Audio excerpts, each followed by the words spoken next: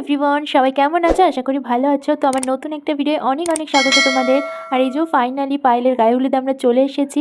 আর পায়েল এখানে একদম রেডি হয়ে গেছে, আমরাও রেডি হয়ে চলে এসেছি। তো এবারে যাব আমরা মন্দিরে পুজো দিতে। আমাদের বিয়ের দিন এখানে সকালবেলা পুজো দিতে হয় মন্দিরে। আর বৌদি এখানে পুজো দিয়ে নিচ্ছিল। মন্দির থেকে এসে এই যে গায়ে হলুদের জন্য হলুদ কাটা চলছে।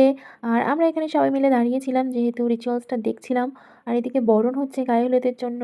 আর এই যে ফাইনালি গায়ে হলুদ, তারপরে এই যে গায়ে হলুদের পরে আমরা সবাই মিলে ওকে নিয়ে নাচ করছিলাম।